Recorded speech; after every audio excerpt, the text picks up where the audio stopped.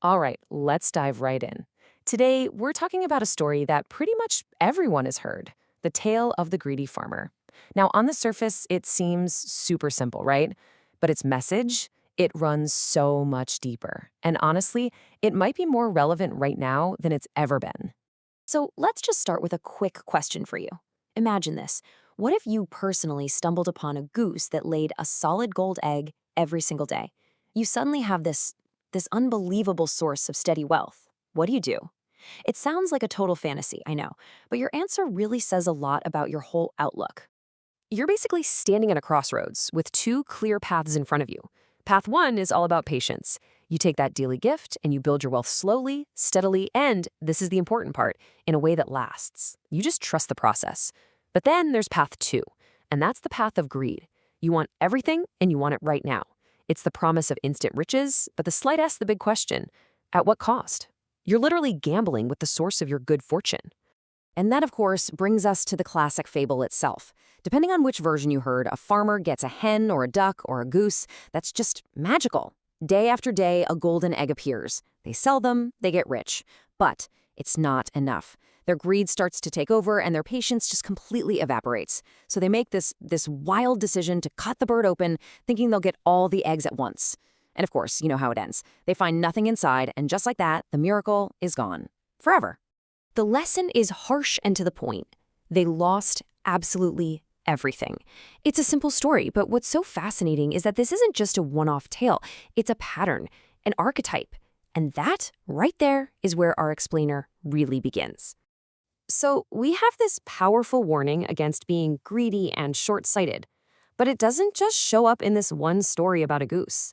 As we're about to see, this lesson has all kinds of variations, and the greedy farmer wears a whole lot of different masks.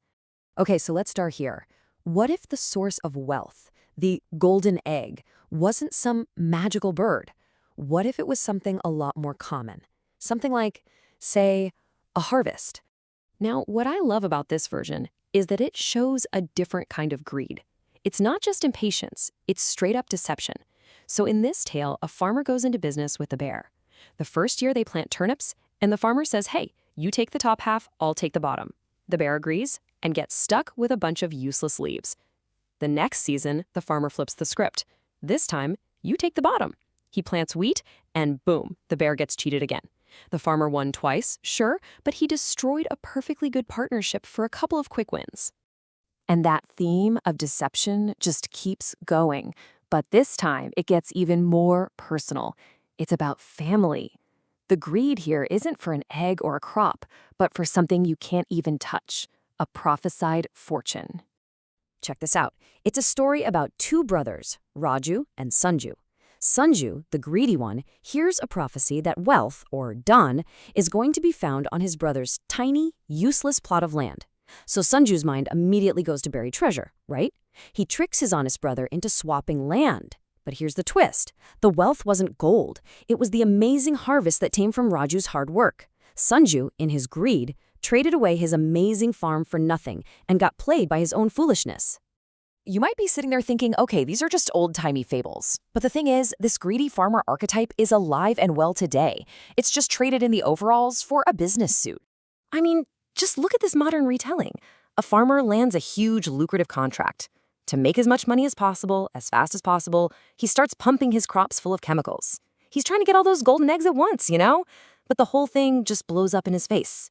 The veggies fail the quality tests, the company voids the contract, and he has to give back all the money. He destroyed his own golden goose for a quick buck. So we've seen this exact same pattern repeat itself over and over. Which brings up a pretty big question. Why? Why do these stories stick around for so long? What gives them this lasting power? Well, first, we've got to know what we're talking about. Folk literature isn't just random stories. It's the myths, proverbs, and tales passed down from one generation to the next. And here's the crucial part. They are specifically designed to carry a moral lesson and reflect what a culture really values. And this quote from one of our sources absolutely nails it. These stories were created with a purpose. They were meant to teach, to lay out a code of conduct, a set of ideals. You could say it's basically education disguised as entertainment. And they are incredibly good at it. I mean, look at this list.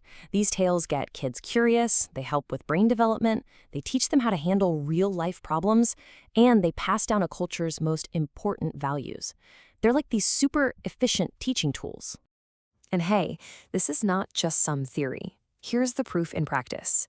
This is an official list of books for the school curriculum in Bihar, India. And what's right there at number 2?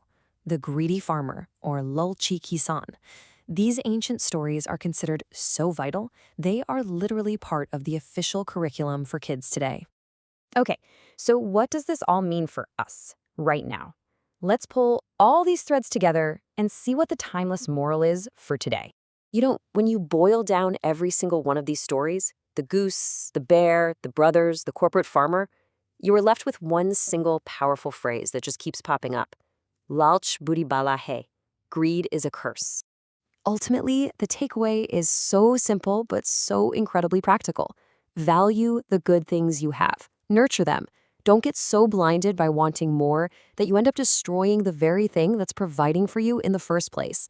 And that goes for anything, a relationship, a job, our planet. The principle is always the same.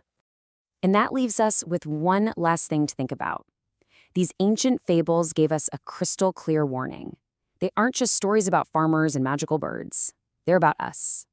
So the question is, what are our modern golden geese? What precious long-term sources of good are we, right now, in danger of destroying for a quick, short-term gain? It's a question worth asking. Thanks for joining me.